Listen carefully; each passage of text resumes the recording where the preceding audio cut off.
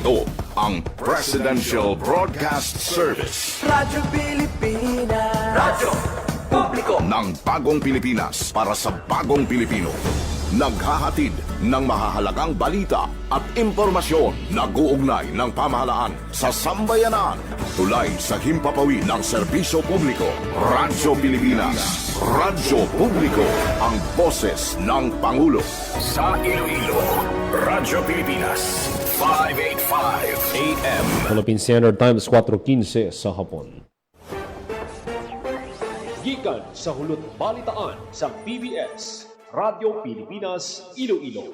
Gintipon sang bugos nga puwersa sa News and Public Affairs Division. Mga pagsaysay sa mga hitabo o aksyon, mga pananawan, kag desisyon, mga hibubunon sang napiktuhan nga sektor, mga dalagpo nga balita diri sa Iloilo, kag iban nga bahin sang Kabisayan nagkatungdan. Mga balita nga natipon sa sulod sang nagligan nga 24 oras. Inyo mabatian sa Headliners Was. Kagkaroon, yari ang inyo PBS News Team.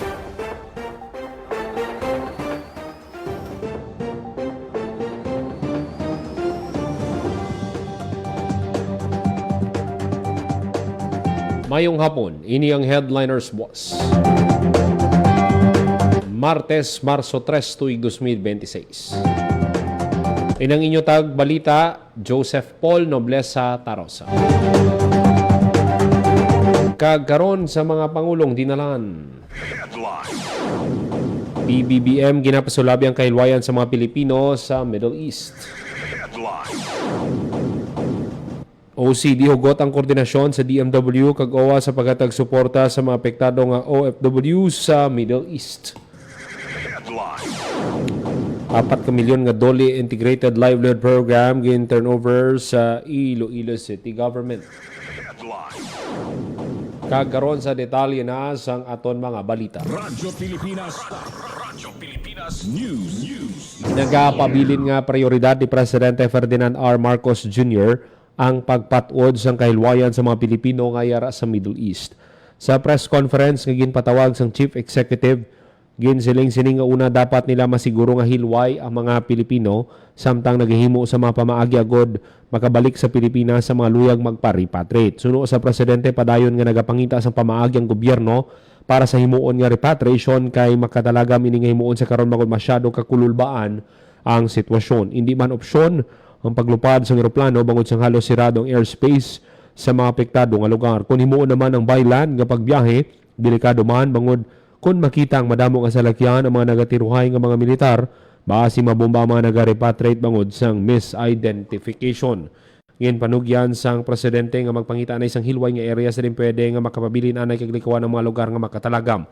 Kangod sinigid-sining ni PBBM nga may kinahimo na sila nga bomb shelter para matinira ng mga Pilipino kag madali nga makadalagan sa mga bomb shelter kung mayara gidman sang air raid alarm. Radyo Pilipinas. Radyo Pilipinas News. Hugot ang koordinasyon sang Office of Civil Defense Region 6 sa Department of Migrant Workers kag Overseas Workers Welfare Administration sa paghatag suporta kag bulig sa overseas Filipino workers nga maapektuhan sang pagpambomba sang Iran sa mga pungsod sang Middle East. Ginsiling ni OCD 6 Director o Disaster Risk Reduction and Management Division Operations Chief Attorney Melissa Banyas nga nakahanda man sila maghatag logistical support sa mga ahensya sang gobyerno kung kinahanglanon. Dugang ginsiling niya nga ang DMW o kag Department of Foreign Affairs ang nagapanguna nga mga ahensya nga naga-atender sa mga OFW. Radyo Pilipinas. Radyo Pilipinas News. Naghiwat sang ceremonial memorandum of agreement signing para sa Project Libro ang Iloilo Science and Technology University, Bureau of Jail Management and Penology Regional Office 6, kag ang Philippine Librarians Association Incorporated Western Visayas Region Librarians Council para mapauswag ang edukasyon kag community rehabilitation ang aktibidad. Ginhiwat sa ECTU Cafeteria Function Room kag inupdan sa mga leader sang tagsa ka institusyon. Ginpangunahan ni Engineer Gabriel M. Salistre Jr., SCUC President 3 sang ECTU kaupo si Jail Senior Superintendent John Montero, Regional Director sa Jail Bureau. Nagtambong man sanday Dr. Rovelin Somsyo, Presidente sang PLAIWV RLC, Dr. Corazon Corbal, Vice President for Academic Affairs ng ECTU, kag Dr. Adrian D. Veloso, Director ng Extension Services Division. Ang project libro nagapakita sang nagahugpong nga paningwa sang 3 ka institusyon sa pagpauswag sang edukasyon, pagpaligon sa mga inisyatibo sa rehabilitasyon kag pagpalapad sang makahulugan nga community outreach sa rehiyon. Radyo Pilipinas News. Samtang sa iban pa naton nga balita, 4 ka milyon nga dole integrated livelihood program gin turnover sa Iloilo City Government. Detalye sa balita, Marian Grace Serenieta. Radyo Pilipinas Report. Nag-turnover sang 4 ka milyon nga dole integrated livelihood assistance ang Dole Regional Office sa Iloilo City Government. Gin-turnover ng Iloilo Field Office Head Dr. Arlene Xiaotong kag Labor and Employment Officer Dedith Chavez kay Iloilo City Mayor Raisa Treñas ang assistance para sa sari-sari store kag rice retailing projects sang mga benepisyaryo. Makabenepisyo sa assistance ang mga marginalized workers sa syudad. Ang programa kabahin sa agenda sang administrasyon ni Presidente Ferdinand Marcos Jr. nga tagan sang bulig ang vulnerable sector, lakip ang persons with disability kag senior citizen. Pinagi sa financial assistance sa idalom sang DILP makabaton ang mga benepisyaryo sang startup capital para sa pagtukod o kon expand sang ilang magagmay nga negosyo. Radyo Pilipinas News. Posmo kag ICTTMO paday ng clearing operation sa pila ka mayor nga dalanon sa syudad. Detalye sa balita, Janelle Baclaw. Radyo Pilipinas Report. Bahin sa pagpatigayon sang clearing operation sa pila ka dalanon sa syudad sang Iloilo, gin pangunahan sang Enforcement and Clearing Team, Public Order and Safety Management Office kag ICTT mo ang paglibot sa mga karsada agud magpatigayon sang clearing operation. Ang Iberna Street, Barangay San Felix kag Barangay Inday sa city proper ang ginpadulungan sang team sa di madamo na dakpan nga naga-illegal park. Humalin sa motorsiklo, private vehicles kag kolorom nga mga salakyan ang gintikitan bangod sa mga bayulasyon. Padayon ang operasyon sang ICTT mo kag Posmo agud makabulig tinlo sa dalan batok sa mga traffic violators. Ginpangabay man ang mga motorista nga likawan ng pag-double park o kung illegal parking labi na sa mga makabig mayor nga dalanon. Para sa Bagong Pilipinas, Janelle Baclay, Radyo Pilipinas, Radyo Publiko. Radyo Pilipinas News. Pay parking policy sa rooftops ng Iloilo Terminal Market kag Iloilo Central Market ginduso sa City Council income tunga sa City Government kag SM Prime Holdings. Detalye sa balita, Emero Santiagulo. Radyo Pilipinas Report. So sa Iloilo City Council ang pagpanukot sang parking fee sa rooftop sang duha ka pinakadako nga public market sa syudad sang Iloilo. Sa idalom sang ginaduso nga ordinansa magapatuman sang pay parking policy sa rooftop parking sang Iloilo Central Market kag Iloilo Terminal Market.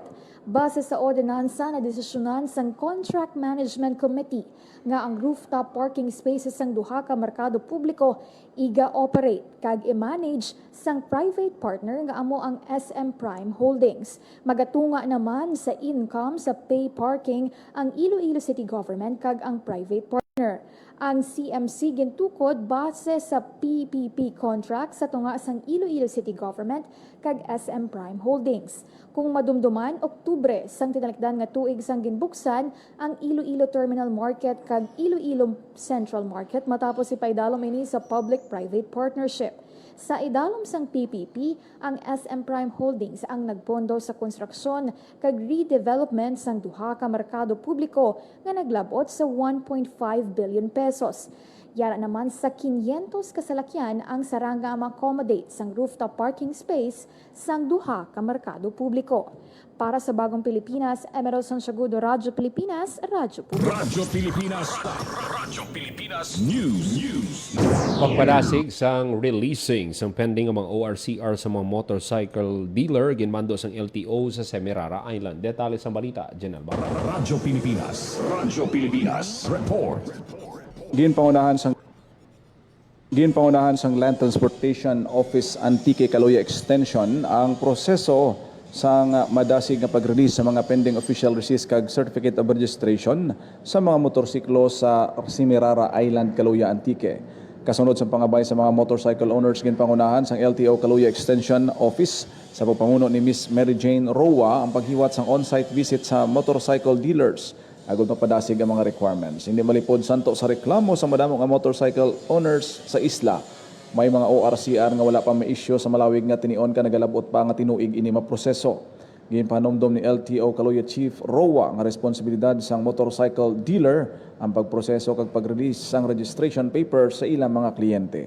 Para sa Bagong Pilipinas, General Baclay, Radyo Pilipinas, Radyo Publiko. Radyo Pilipinas. Radyo Pilipinas News. Sa pagsaulog sang Women's Month karon nga bulan sa Marso pataas sang The Medical City Iloilo pagi sa Babaynihan 2026 isa ka komperensya sa kaayong lawas kapag hatag sing gahom nga ginedikar sa bugos nga kaayuhan sang tagsa ka mga Ilongga.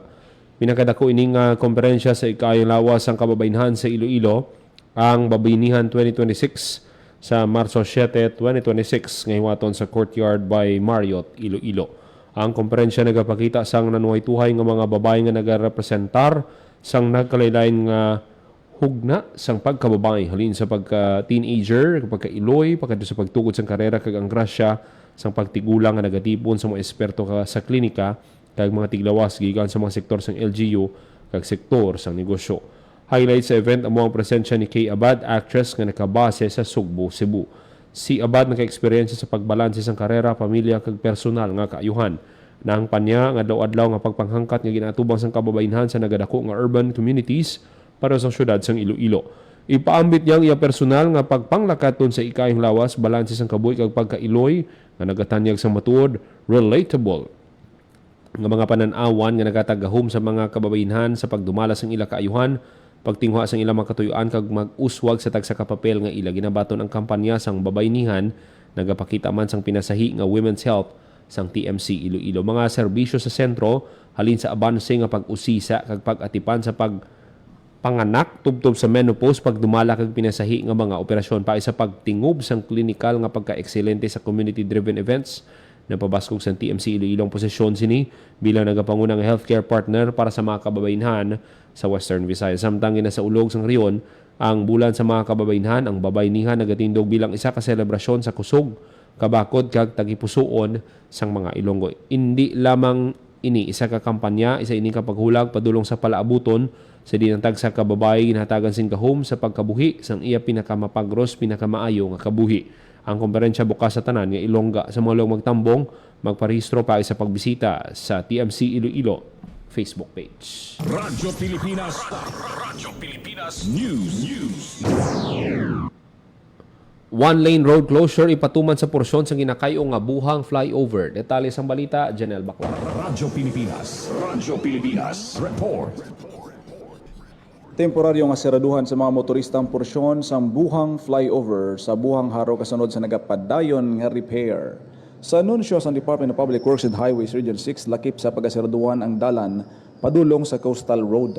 Nagumpisa ang road closure sang Marso 1 ka magalawig tubtob sa Sabado Marso 7 bangod sang padayon nga repair. May imo man nga mabatyagan ang pagpugok sang trapiko sa area kag ginabisuhan ng mga motorista nga mangita sang alternatibo nga lagyan agud hindi mahulan sa trapiko. Para sa Bagong Pilipinas, General Baclay, Radyo Pilipinas, Radyo Publiko. Radyo Pilipinas. Radyo Pilipinas News. LGU Pasig City nagbaton sa mga composting machinery gikan sa DA Bureau of Soils and Water Management. Detalye sa balita, Marian Grace Serenia. Radyo Pilipinas. Radyo Pilipinas. Report. Nagbaton sa mga composting facility para sa biodegradable waste ang Pasig City LGU gikan sa Department of Agriculture, Bureau of Soil and Water Management. Gimbaton na City Mayor Stephen Palmares, Vice Mayor Eliezer Chavez, kag mga konsehal ang composting machinery sang Lunes, March 2 sa City Hall grounds sa Barangay Sablugon. Makabenepisyo sa composting machinery ang Ramon Adriano R. Orozco Farm School, Pasig Trade School kag Bayan Farmers Association. Ang pasilidad maga-convert sang biodegradable nga basura sa compost nga makabuhin sa polusyon, masuportahan ang tayuyon nga agrikultura kag mapabaskog ang mga oportunidad sa palangabuhian lokal. Para sa Bagong Pilipinas, Marian Grace Saranyata, Radyo Pilipinas, Radyo Publiko. Radyo Pilipinas. Radyo Pilipinas News. 125 ka pampubliko nga buluthuan sa Western Visayas nagsuspende sang in-person classes sa Marso 3 matapos ang nagluntad nga linog. Detalye sa balita, Marian Grace Sereniat. Radyo Pilipinas. Radyo Pilipinas. Report. Nagsuspende ang in-person classes ang 125 kabulutuan sa Western Visayas Martes, March 3 matapos ang nagluntad nga linog sang Marso 2. Sanig sa datos ng Department of Education Western Visayas, 81 kabulutuan na nagsuspende ang in-person classes sa Schools Division Office of Iloilo lakip ang mga lokal nga panguluhan sang Tubungan, Oton, Tigbawan, Gimbal kag Iloilo National High School. Sa SDO Iloilo City, may 44 naman kabulutuan ang nagsuspende ang in-person classes sang Martes. Madumduman nga gintay og sang 4.8 magnitude nga linog ang Iloilo, 6:13 sang gabi sang March 2. Gimpahayag ni Hernandez Escolar Jr. tagpamaba sang DepEd Western Visayas nga magahiwas ang structural integrity assessment ang mga bulutuan. Bangod nga wala sang in-person classes, nag-shift sa alternative delivery mode o kon ADM ang mga bulutuan. Para sa Bagong Pilipinas, Maran Grace Aranyata, Radyo Pilipinas, Radyo Publiko. Radyo Pilipinas. Radyo Pilipinas News. Stable and safe. Ini ang assessment sining nga aga Marso 3 sa munisipyo sang Tigbawan sa tapos magpatigan sang damage assessment ng LGU bangod sang natabo nga magnitude 4.8 nga linog sang gabi Marso 2. Ongoing naman sa karon ang inspeksyon sa mga bulutuan sa Banwa. Ginpangabay man ni Mayor Virgilio Teruel ang mga pribado nga building nga nakitaan sang pagkaguba nga mag-report sa barangay DRRMO para mapadala sa MDRRMO, DSWD kag Provincial Disaster Risk Reduction Management Office para sa assistance. Dugang pa sang alkalde, magkalma kag hulaton ang mga dugang nga abiso. Radyo Pilipinas. Radyo Pilipinas News. Obo wala sa record nga major structural damage sa mga building sa syudad matapos ginpatigayon ang initial rapid structural assessment bangod sa linog. Detalye sa balita, Emiro Santiagudo. Radyo Pilipinas. Radyo Pilipinas. Report. Wala sang na-record nga dako nga structural damage ang Office of the Building Official o kon OBO sang Iloilo City Government base sa ilang nga ginpatigayon nga initial rapid structural assessment bangod sa magnitude 4.8 nga linog nga nabatsyagan sa Iloilo.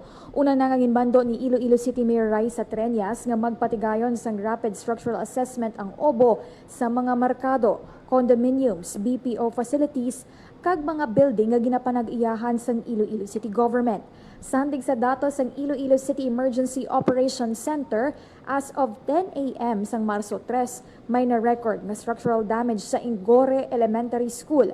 May paglitek nga nakitaan sa pader, beams kag kisame sang eskwelahan. May na-record man nga minor cracks kag fine lines sa pila ka mga edipisyo sang building sang Quintin Salas Daycare Center, TIIC Molo, kag Tansa Baybay Barangay Hall. Ang mga nasambit nga building ipaidalom pa sa validation sang OBO kag City Engineering Office. Samtang naglabot naman sa 36 ka eskwelahan kag duha ka extension campuses sa syudad sang Iloilo ang nagpatuman sang suspensyon sang face-to-face classes sang Martes bangod sang linog. Sandig sa FIVOC sang sentro sang magnitude 4.8 nga linog nga nabatsyagan sang Lunes ang gabiyar sa Gimbal, Iloilo. Kag intensity 4 naman ang nabatsyagan sa syudad sang Iloilo. Para sa Bago Pilipinas, Emiro Santiagudo, Radyo Pilipinas, Radyo Publiko. Radyo Pilipinas. Radyo Pilipinas News. Samtang sa ibang panaton nga balita, ginmando sang Office of Civil Defense 6 ang paghiwat sang inspeksyon sa tanang edipisyo kag critical infrastructure sa Western Visayas kasunod sang magnitude 4.8 nga linog sa Gimbal, Iloilo. Sa memorandum nga ginpagwa sang OCD-6, patiyoan sini nga matumod kung may kalitan sa mga pampubliko kag pribado nga edipisyo kag makatag rekomendasyon kay sa retrofitting o kung pagpasara sa mga building nga hindi na safe for occupancy. Lakip man sa direktibang pagsumite sang consolidated report sa lin sa mga lokal nga opisina agud mangin basihan sa pagplano sa response and recovery operations. Sunod kay OCD-6 Director Raul Fernandez, importante ang koordinasyon sa tunga sa mga engineering offices, building officials, kag local DRRM offices agud masigurong ang tanan nga inspeksyon ginahimo sandig sa safety standards. Radyo Pilipinas. Radyo Pilipinas News. Balik na ang operasyon sa Iloilo Provincial Capital sa tapos gindeklara nga structurally safe ang Provincial Engineers Office sininga Martes ang aga, Marso 3. Naibaluan nga naghiwat sang maid-id nga inspeksyon ng opisina sa edipisyo sang Kapitolyo kasunod sa natabo nga 4.8 magnitude earthquake sang Lunes ang gabi Marso 2. Pagkatapos ang deklarasyon, gintugutan man gilayon nga makasulod ang mga empleyado kag kliyente samtang ang publiko padayon nga ginapaaligmat kag ginapangabay nga magsunod sa mga earthquake protocols, partikular ang duck, cover and hold. Radyo Pilipinas.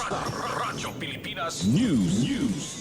Arestado sang kapulisan ang top 7 regional most wanted person sa Banwasang Banga, Aklan. Ang sospek ginkilala nga si alias Andre kag residente sang ninabitan nga lugar. Kaso nga rape ang ginapangatubang sang sospek. Ginpingob nga pwersa sang Banga Municipal Police Station, Regional Intelligence Unit 6 kag Aklan Police Provincial Office Trackers Team ang nagpatigayon sang operasyon. Sa ginpabasko nga kampanya kontra wanted persons, prioridad sang PRO6 nga maaresto ang mga may salabton sa lahi agud matagan hustisya ang ila mga nabiktima. Radyo Pilipinas. News. Philippine Standard Time, las 4:35 sa hapon. Kagamihan manatipon nga balita sang PBS Radio Pilipinas Iloilo News Team, Martes, Marso 3, tuig 2026. Para sa Bagong Pilipinas, Joseph Paul Noblesa Tarosa, Radio Pilipinas, Radyo Publiko. Ang inyong tulay sa himpapawid ng serbisyo publiko, ang Presidential Broadcast Service, Radyo Pilipinas, Radyo Publiko.